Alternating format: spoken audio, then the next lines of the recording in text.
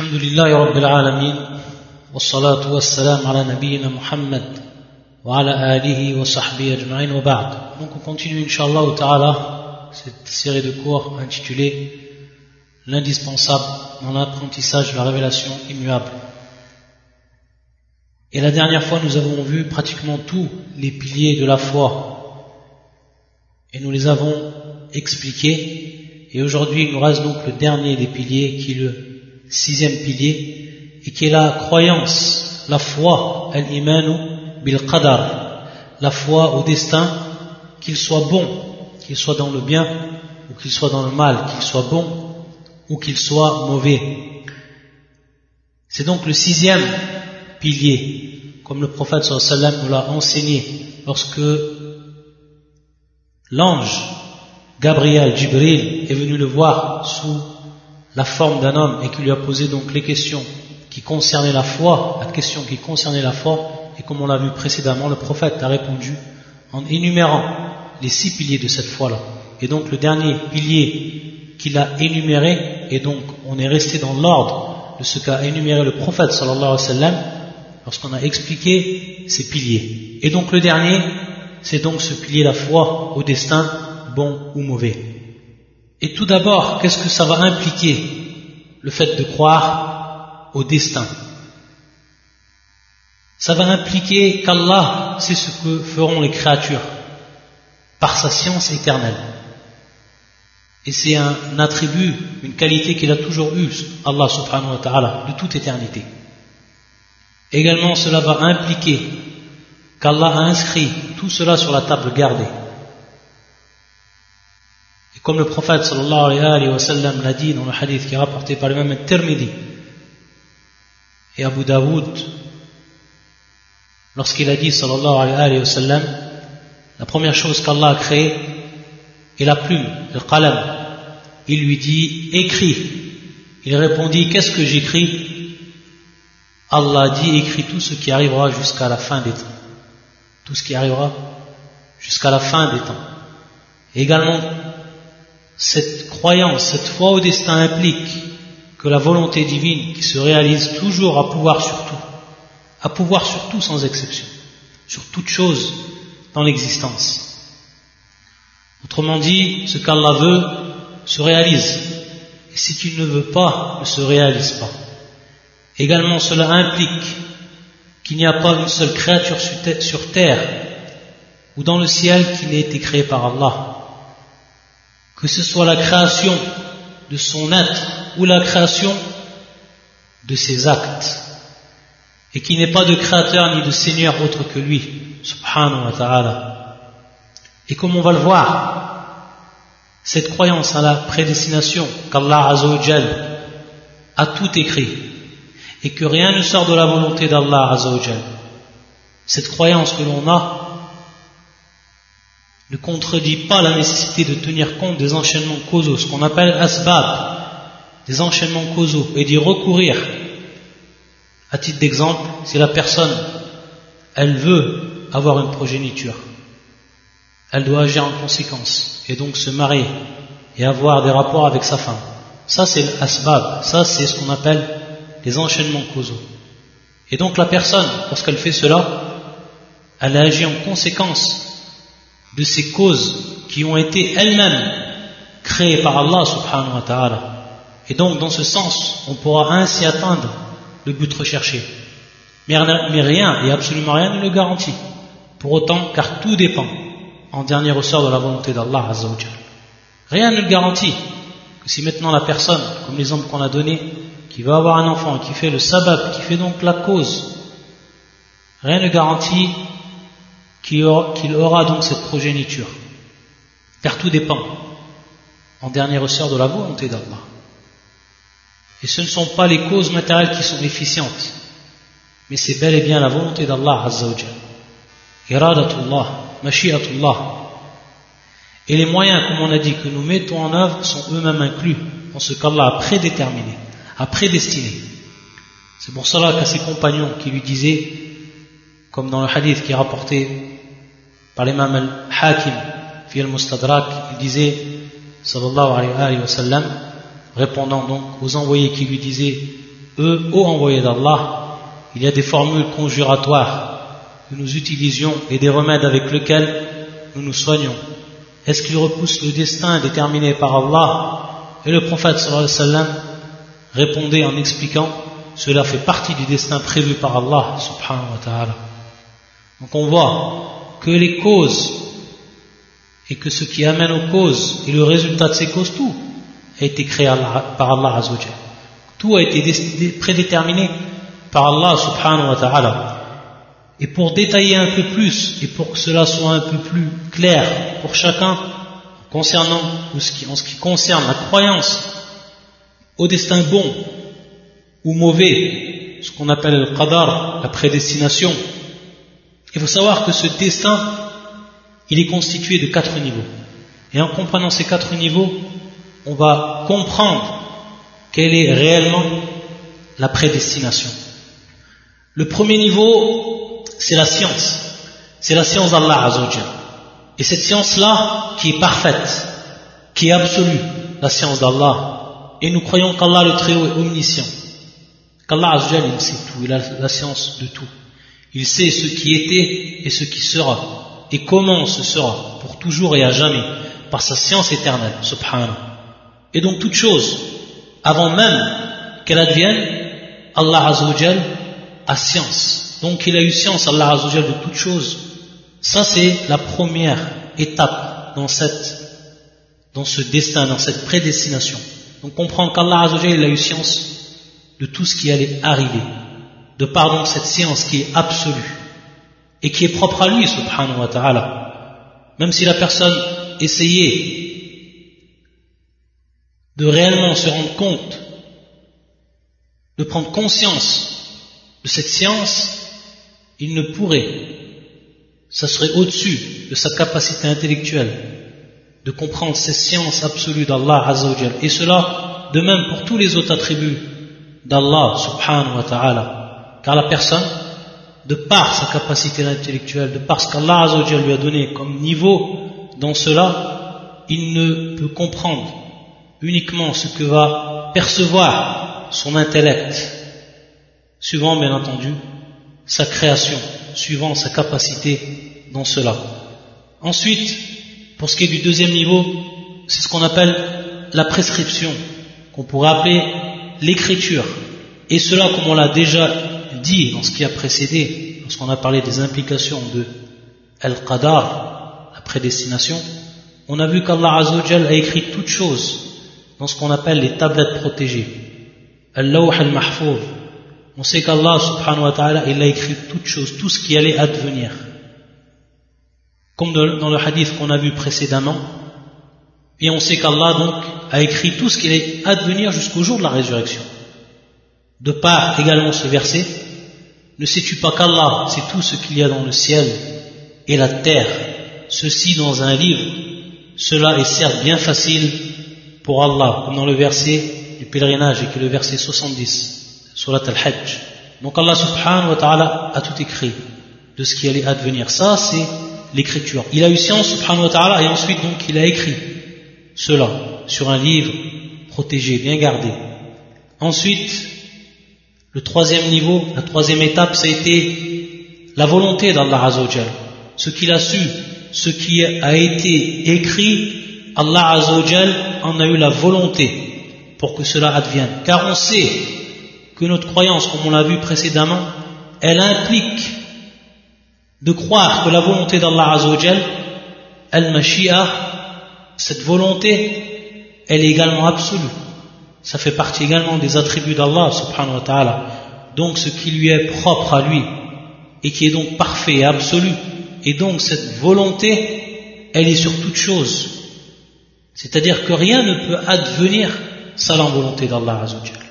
Rien, absolument rien. Que ce soit dans la création des hommes, que ce soit dans la création de leurs actes, tout ce qui va advenir, c'est passé par la volonté d'Allah azza wa jalla. Rien ne peut sortir de la volonté d'Allah. Sinon, ce serait prétendre et croire que cette volonté n'est pas absolue. Et ça serait donc complètement contraire à la croyance qu'Allah azza wa jalla est capable de tout. Et s'il veut, il fait, et s'il ne veut pas, il ne fait pas.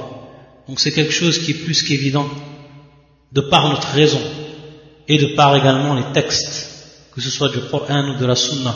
La volonté, et cette volonté qui est absolue, elle consiste donc à croire qu'Allah Azza wa Jalla a voulu tout ce qui est dans les cieux et sur la terre. Et nulle chose ne peut exister sans sa volonté. Ce qu'Allah veut se réalise, et ce qu'il ne veut pas ne se réalise pas. Ça, c'est la troisième étape.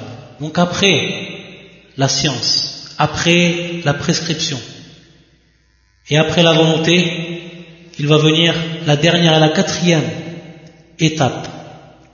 Le quatrième niveau de cette prédestination, et qui est donc la création.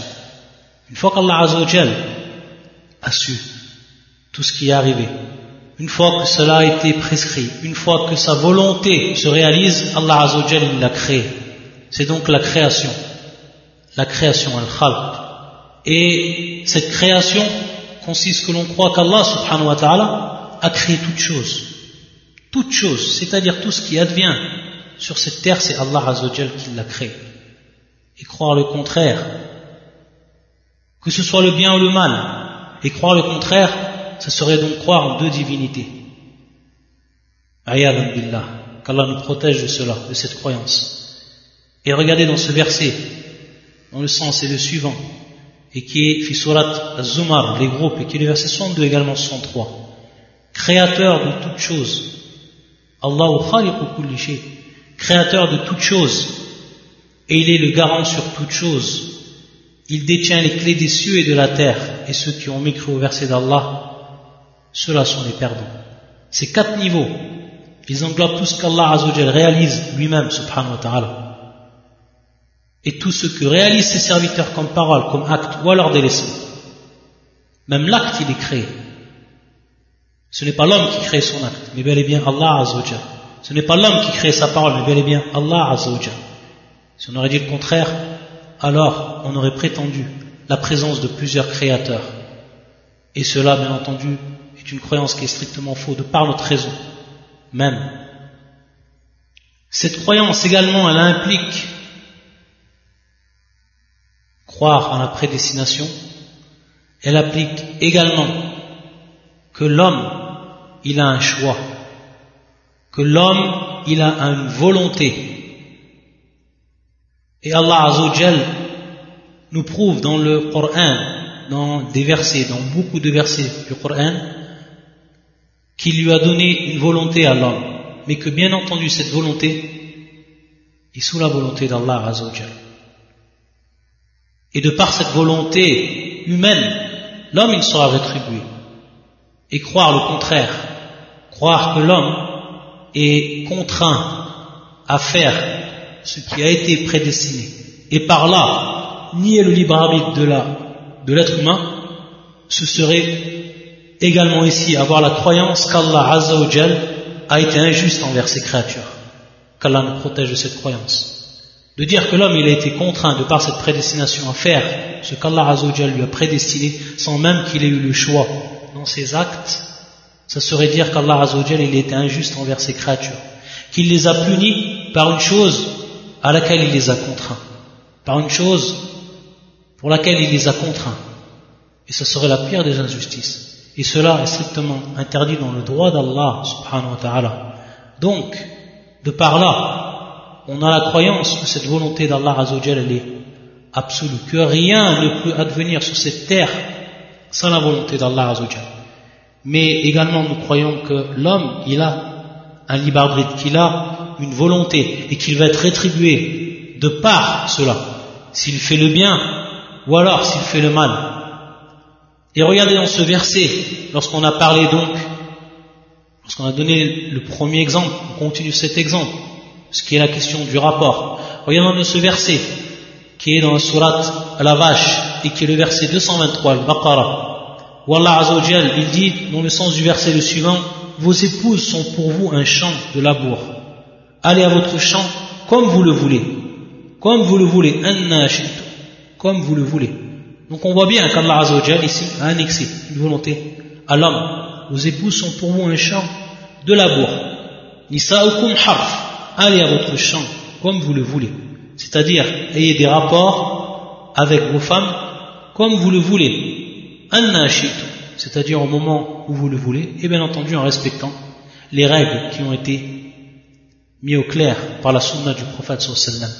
Donc on voit ici qu'Allah Azza wa Jal a bel et bien créé ces causes, et qu'Allah Azza wa Jal a donc donné une volonté à l'homme, une volonté réelle à cet homme, et qu'à partir de là il sera donc rétribué pour ce qu'il a fait dans cette vie d'ici-bas.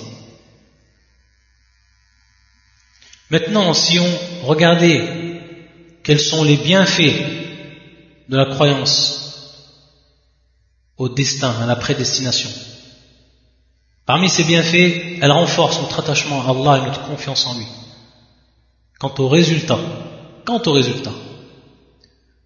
bien entendu, lorsque nous avons fait ce qui était en notre pouvoir, c'est-à-dire que la personne, elle fait ce qui est dans son pouvoir, elle fait un effort par rapport aux causes qu'Allah Azza wa Jal il a placées, qu'il a créées, donc il prend ces causes, et ensuite il renforce son attachement à Allah, sa confiance à lui. Et c'est pour ça que dans un hadith, le prophète sallallahu alayhi wa sallam nous informe que le croyant fort est meilleur et plus aimé d'Allah que le croyant qui est faible. Comme cela est rapporté par l'imam Muslim dans son authentique. Et que il y a du bien dans ces deux personnes, que ce soit le croyant qui soit fort et le croyant qui soit faible. Il y a du bien dans ces deux personnes. Et Allah Azza wa Jal aime plus celui qui va être fort, le croyant qui va être fort. Et il nous informe le prophète, et il nous dit le prophète, et il nous commande le prophète sallallahu alayhi wa sallam, cette parole, de par cette parole, il nous dit recherche avec détermination ce qui t'apporte un intérêt. Et haris ala ma yanfa'uk, recherche avec détermination ce qui t'apporte un intérêt. Ça veut dire donc que la personne, avec détermination, avec effort, elle va faire ce qui va être pour elle un intérêt, ce qui va lui être utile dans cette vie d'ici-bas et dans l'au-delà. Et ensuite le prophète sallallahu alayhi wa sallam nous dit wasta'in billah, demande l'aide d'Allah. Une fois qu'on a fait nos efforts, ce qui était dans notre capacité, notre pouvoir, on demande à Allah Azza wa Jal qu'il nous aide dans cela. Et on ne doit faire preuve d'incapacité ou de fainéantise. Et ensuite il nous dit le prophète sallallahu alayhi wa sallam, si quelque chose te touche, bien entendu quelque chose qui est néfaste pour toi, ma yadurruk, alors ne dis pas si j'avais agi ainsi, il se serait passé telle ou telle chose, c'est-à-dire revenir sur ce qui est passé, car cela a été écrit. Du moment où la personne, elle a fait ce qui était dans son pouvoir, elle a fait selon sa capacité, et qu'ensuite il arrive ce qu'il arrive, elle n'a pas le droit de revenir sur ce qui s'est passé, et de dire si j'avais agi ainsi, si j'avais fait cela. Mais la personne à ce moment-là, elle doit dire ceci est le destin décrété par Allah, et ce qu'il veut, il le concrétise. Et le prophète sallallahu alayhi wa sallam nous informer ensuite que ceci, lorsqu'on dit si j'avais fait cela, si j'avais fait ainsi, si j'avais agi de telle manière, ceci-là, comme il nous informe le prophète sallallahu alayhi wa sallam, comme il nous l'informe, le prophète sallallahu alayhi wa sallam ouvre la porte à l'œuvre du diable. Ouvre la porte à l'œuvre du diable.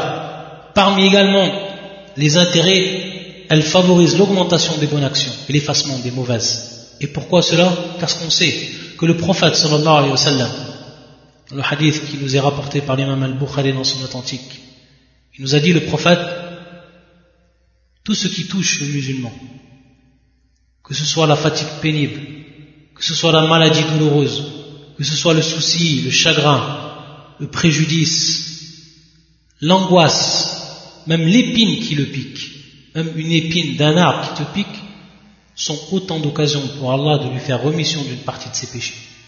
C'est-à-dire que de par tout ce que la personne, de par ce qu'Allah Azza wa Jal lui a prédestiné à cet homme-là comme épreuve, et qu'il ne peut donc repousser, qu'il n'a donc la possibilité de repousser, si ce n'est donc de patienter devant cette épreuve-là et de se rappeler que tout cela, et de par cela Allah Azza wa Jal va lui pardonner ses péchés, que ce soit jusqu'à la fatigue, parce que la fatigue qui est pénible, elle touche l'homme, lorsque la maladie douloureuse, elle touche l'homme, jusqu'à même le souci que la mère, à titre d'exemple, se fait par rapport à ses enfants, ce souci, ce qui la chagrine, cela est un moyen par lequel Allah Azza wa Jal, parce qu'il a donc prédestiné, de par cela, c'est un moyen donc par lequel il va lui effacer une partie de ses péchés. De même pour ce qui est des préjudices, des angoisses de façon générale. Et même le prophète ici dans ce hadith, jusqu'à même l'épine qui le pique. Donc on voit bien que la personne, lorsqu'elle sait que tout cela a été prédestiné par Allah, et que derrière cela il y a tant de sagesse, que l'on connaisse ces sagesses ou qu'on ne connaisse pas ces sagesses, qu'on les connaisse ou non, on sait qu'elles sont là, que rien de ce qui est arrivé n'est arrivé sinon suivant une sagesse, et que peut-être même la personne elle croit que ce qui lui est arrivé, advenu, c'est un mal, et que c'est quelque chose qui est totalement néfaste. Elle voit d'un côté elle voit uniquement, mais en réalité de l'autre côté, sous un autre aspect, ça peut être un grand bien pour elle, sans qu'elle ne le sache. À titre d'exemple, ce qu'on a cité dans ce hadith, par lequel Allah Azza wa Jal va lui faire rémission d'une partie de ses péchés, et d'autres encore bienfaits que l'homme va acquérir lorsqu'il a une foi ferme en la prédestination, et que sa foi ne peut être complète sauf s'il croit en ce dernier des piliers, c'est-à-dire donc la foi en cette prédestination, et comme on l'a décrit. Ça, c'est la véritable croyance du musulman. Ensuite, après avoir parlé de ce qui concerne la croyance du musulman de manière concise, bien entendu, ce qu'elle doit savoir au minimum, au strict minimum, ce qui lui incombe de savoir pour qu'elle ait une croyance qui soit acceptable. Lorsqu'on a parlé donc de cette croyance et de tout ce qui s'y rattache de manière globale, sans être entré dans tous les détails, il faut savoir que l'homme, il doit également connaître ce qui lui incombe comme pratique, et plus précisément ici, ce qui concerne l'adoration. Car on sait que l'homme, lorsqu'il veut cheminer dans le chemin d'Allah Azza wa Jal, et il veut acquérir la satisfaction d'Allah subhanahu wa ta'ala, et de par là rentrer dans le paradis, rentrer dans ses bienfaits, ce qu'il attend dans le delà, on sait que l'homme, le musulman, le croyant, il doit toujours se poser cette question et se dire: qui c'est que j'adore? Qui c'est que j'adore? Est-ce que je connais réellement celui que j'adore? Et ça, bien entendu, on passe par la croyance, ce qui va concerner la croyance en Allah Azza wa Jal, et tout ce qui rentre dedans, tout ce qui rentre dans cette croyance-là. Et la deuxième question qu'il doit se poser tout le temps, c'est comment il doit adorer Allah Azza wa Jal, connaître réellement qui est celui dont il voue un culte exclusif, et ensuite connaître comment il adore Allah Azza wa Jal, savoir comment il adore Allah Azza wa Jal, cette deuxième question. Et c'est là en réalité que va intervenir la connaissance de ces pratiques, les pratiques donc de l'adoration. L'adoration, il y a de nombreuses pratiques, et parmi celles que l'on va étudier et qui sont obligatoires pour tout musulman, et qui rentrent donc également dans ce qui était décrit par le prophète sallallahu alayhi wa sallam dans le fameux hadith de Jibril, lorsqu'il lui avait demandé, Jibril l'ange, quel était l'islam, et le prophète sallallahu alayhi wa sallam de lui répondre donc en citant les 5 piliers. Et également dans le hadith qui est rapporté par Abdullah ibn Omar radiyallahu ta'ala anhuma, lorsqu'il a entendu le prophète sallallahu alayhi wa sallam dire l'islam est bâti sur 5. L'islam est bâti sur 5 choses, sur 5 piliers. Et il avait cité en premier le prophète sallallahu alayhi wa sallam, le témoignage, ou les 2 témoignages, ceux qu'on a expliqués, la ilaha illallah, et le deuxième témoignage, Muhammadan Rasulullah, shahadatu an la ilaha illallah, anna Muhammadan Rasulullah. Ces 2 témoignages qu'on a expliqués. Et ensuite, de citer les 4 piliers suivants qui vont faire partie des rites apparents de l'islam, et qui est la prière, wa iqam salah, et qui est l'impôt rituel, wa ita'u zakah, et qui est le pèlerinage, wa hajjul bayt, et qui est le jeûne du mois du Ramadan, wa sawmu Ramadan. Et dans les prochains cours, donc, on va essayer de répondre à cette question que tout musulman doit se poser: comment j'adore mon Seigneur à travers donc ces piliers qui ont été cités dans ce hadith du prophète sallallahu alayhi wa sallam, qui a enseigné à sa communauté les piliers de l'islam. Le premier de ces rites apparents en islam, c'est bien entendu la prière. Et lorsqu'on parle de la prière, il est plus qu'évident que cette prière-là, elle a une place qui est fondamentale dans la religion. Une place qui est fondamentale dans la religion. Jusqu'à que les savants ont divergé sur celui qui va délaisser la prière. Est-ce qu'il est musulman ou alors est-ce qu'il est mécréant? Simplement cette question, ou simplement cette divergence, lorsqu'on la connaît, on va s'apercevoir que c'est une chose qui est plus que fondamentale dans la religion. Et que la personne même, avant de savoir est-ce que celui qui prie, il est musulman, et celui qui ne prie pas, est-ce qu'il va être considéré comme musulman ou mécréant, le fait même qu'il sait qu'il y a cette divergence, alors en lui-même, ça doit lui faire ressentir une crainte énorme dans son cœur. Le fait de savoir que les savants de l'islam, ils ont divergé sur cette question, et que beaucoup de savants, parmi les grands savants de l'islam, et en se conformant à beaucoup de hadiths du prophète sallallahu alayhi wa sallam, ils ont dit que celui qui ne prie pas, il n'est pas musulman. C'est-à-dire qu'il est kafir, qu'il est mécréant. C'est-à-dire qu'on n'enterre pas lorsqu'il meurt dans le cimetière des musulmans. C'est-à-dire qu'on ne prie pas sur lui. C'est-à-dire qu'il sera dans l'au-delà, dans l'enfer éternellement. Ayyadan billah.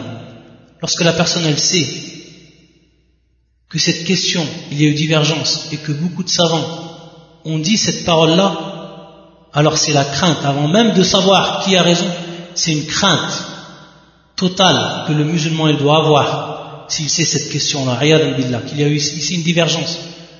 Donc ici, al-muhim, c'est-à-dire le principal, c'est qu'à travers cela, on se rend compte de la place de cette adoration, de ce pilier, qui est la base même de la religion. C'est pour ça que le prophète, sallallahu alayhi wa sallam, il nous a dit, comme cela est rapporté fi al-Mustadrak de l'imam al-Hakim, où le prophète sallallahu alayhi wa sallam dit, la chose capitale est l'islam, son pilier principal est la prière, salah, et son point culminant est le combat dans le sentier d'Allah, al-jihad. Donc son pilier principal, le mot de din, c'est la prière, as-salah, c'est le pilier principal. La divergence savante concernant est-ce que celui qui délaisse la prière, il est musulman ou non, alors regardez ce hadith du prophète sallallahu alayhi wa sallam qui nous dit que la différence qu'il y a entre le musulman et le non musulman, c'est la prière. Qui nous dit, le prophète sallallahu alayhi wa sallam, que celui qui va délaisser cette prière, faqad kafara, c'est-à-dire qu'il a kafara, et le terme ici kafara, faqad kafara, c'est-à-dire il va faire ce qui fait sortir de l'islam, ce qui fait sortir de l'islam. Donc regardez l'importance de cette prière, regardez le caractère fondamental de cette prière. Et on pourrait parler longuement en ce qui concerne cette obligation qui est la prière, mais on va passer, Inch'Allah, au bienfait qu'apporte la prière. On sait quelle est la clé du bonheur spirituel, car la prière, as-salah, elle crée un lien entre la créature et son Seigneur. Lors de la prière, l'homme s'isole avec son Créateur, il se confie à lui, se courbe humblement devant sa majesté et l'invoque, subhanahu. Également, elle favorise l'épanouissement intérieur et la quiétude du cœur. C'est pour ça que le prophète, sallallahu alayhi wa sallam, dans un hadith qui est rapporté par Ahmed et d'autres, il nous dit, le prophète sallallahu alayhi wa sallam, Allah m'a fait aimer, c'est-à-dire dans cette vie d'ici-bas, les femmes, an-nisa, et le parfum, et également, il m'a fait aimer dans cette vie d'ici-bas, la joie, cette joie, qurratul ayn, cette joie que l'on ressent en soi-même, et qui réside dans la prière. Regardez parmi ces trois choses qu'Allah Azza wa Jal a fait aimer à son prophète dans cette vie d'ici-bas, les femmes, le parfum et cette grande joie qui réside dans la prière, que l'on retrouve, que l'on ressent lorsque la personne elle prie. Qurratul ayn, lorsque la personne elle voit ses enfants, regardez la joie que la personne elle a, à titre d'exemple, lorsqu'elle s'éloigne de ses enfants, une période, et ensuite il va à la rencontre de ses enfants lorsqu'il les voit. Qu'est-ce qui arrive dans ses yeux? Qu'est-ce que cela produit en lui-même? Qurratul ayn, c'est un délice, c'est une joie. De même, le prophète sallallahu alayhi wa sallam, il ressentait cela dans sa prière. Pareil. Et c'est quelque chose qu'il a donc le plus aimé dans cette vie d'ici-bas.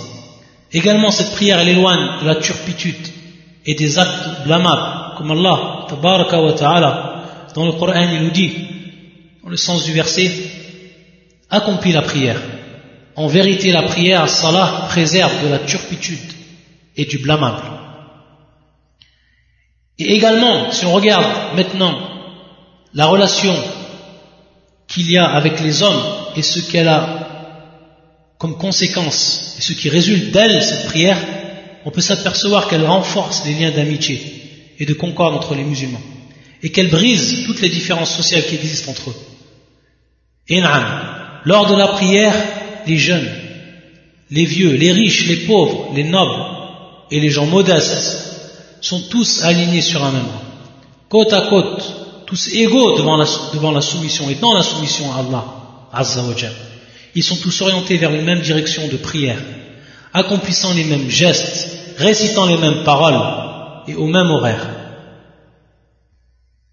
Lorsqu'on dit prière, as-salah, si on avait donné une définition de cette prière-là, alors il faut savoir que la prière est un ensemble de formules et de gestes, ou alors de paroles et de gestes. Donc on va faire des gestes durant cette prière, et on va dire des paroles durant cette prière. Bien entendu, lorsqu'on dit des paroles, ce sont des paroles qui sont prescrites, mais également, durant cette prière, on va invoquer Allah Azza wa Jal, de par ce que l'on veut lorsqu'on est dans le soujoud. Et on sait que durant la prosternation, l'homme est le plus rapproché à Allah Azza wa Jal. C'est à ce moment-là, donc, qu'il fait ses requêtes à son Seigneur, et qu'il multiplie même les requêtes, car il est à ce moment-là le plus proche de son Seigneur. Cette prière donc, as-salah, elle débute par la formule de proclamation de la grandeur d'Allah.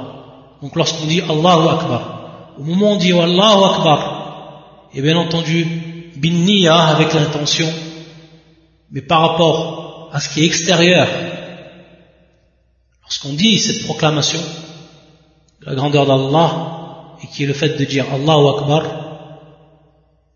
alors à ce moment-là, on est rentré dans la prière.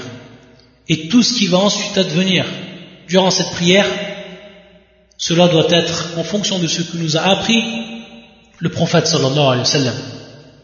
Et ce qu'on appelle également takbirul ihram. Pourquoi l'ihram? C'est qu'au moment où on va faire Allah, on va dire Allahu Akbar, on n'a plus le droit de dire ce qu'on veut. On n'a plus le droit de faire ce qu'on veut. Uniquement ce qui nous a été enseigné. Donc on rentre dans l'accomplissement de formules et de gestes qui vont être codifiés. Donc elle débute par cela, Allahu Akbar, et ensuite elle se termine par la salutation finale, lorsqu'on dit assalamu alaikum wa rahmatullah à droite et ensuite à gauche, à ce moment-là, on est sorti de la prière. À ce moment-là, on peut refaire ce que l'on veut, bien entendu, en ce qui plaît à Allah Azza wa Jal. Cette prière-là, comme on le verra dans le détail, elle est constituée, comme on l'a vu dans cette définition, de plusieurs actes et de plusieurs paroles. Pour ce qui est de son temps et de son nombre d'unités, alors on sait qu'il nous a été prescrit 5 prières. Donc 5 prières qui sont obligatoires par rapport au temps. Sachant qu'il y a des prières qui nous sont obligatoires, mais qui sont ou qui reviennent par moment à une cause bien précise. Ou alors, lorsqu'on rentre dans un endroit bien précis, comme à titre d'exemple la mosquée que l'on veut s'asseoir, etc. Mais pour ce qui est du temps, on sait qu'il va y avoir donc 5 prières, uniquement 5 prières, qui sont rendues obligatoires. Sachant que la prière qui est appelée, que l'on appelle al-witr, donc la dernière des prières que l'on fait de la journée et qui doit être impaire, suivant bien entendu le nombre de rak'a que l'on va faire, mais dont elle doit se terminer par une unité impaire, c'est-à-dire une seule unité pour qu'elle devienne ensuite impaire. Même cette prière-là n'est pas considérée comme obligatoire. Donc il nous reste uniquement 5 prières.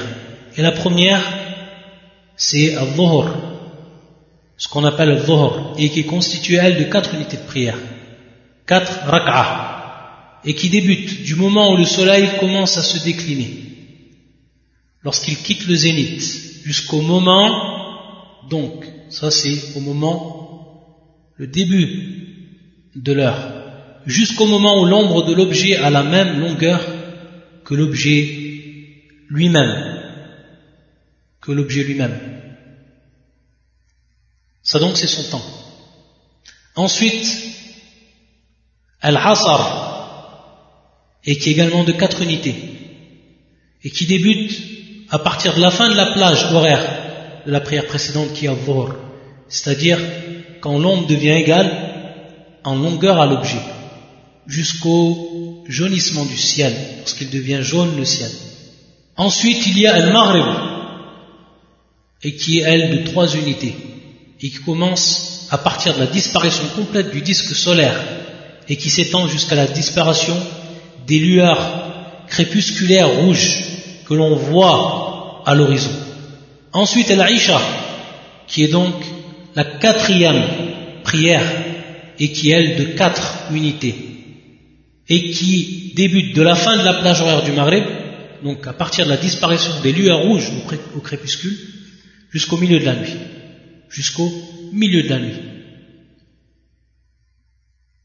Et ensuite, al-fajr, et qui est donc la prière de l'aube, et qui est, elle, constituée de 2 unités de prière, et qui commence bien entendu de l'apparition du 2e aube, celui qu'on appelle l'aube sincère ou l'aube réelle, jusqu'au lever du soleil, jusqu'au moment où le soleil se lève, il apparaît donc à l'horizon. Ça donc c'est pour les prières qui nous sont rendues obligatoires. Et on sait que leurs horaires, elles ont été définies par le prophète sallallahu alayhi wa sallam, qui nous a dit, comme cela est rapporté dans le hadith qui est présent dans l'authentique de l'imam Muslim, le temps du dhuhr, de l'accomplissement du dhuhr, et quand le soleil décline et que l'ombre de l'homme a la même longueur que lui, tant que l'heure du asr n'est pas arrivée. Et le temps du asr s'étend jusqu'au jaunissement du soleil. Et le temps du maghrib s'étend jusqu'à la disparition du crépuscule. Et le temps de la prière du isha va jusqu'au milieu de la nuit. Et le temps du fajr jusqu'au lever du soleil. Si le soleil se lève, abstiens-toi de prier, car il se lève entre les cornes du diable. Ça donc c'est pour les unités de prière, pour les horaires de ces prières. Et Inch'Allah, on continuera dans la jurisprudence qui concerne la prière, le prochain cours Inch'Allah, en voyant ses conditions, en voyant ses piliers, bi'idnillahi azza wa jal. Subhanakallahumma bihamdika ashhadu an la ilaha illa anta astaghfiruka wa atubu ilayk.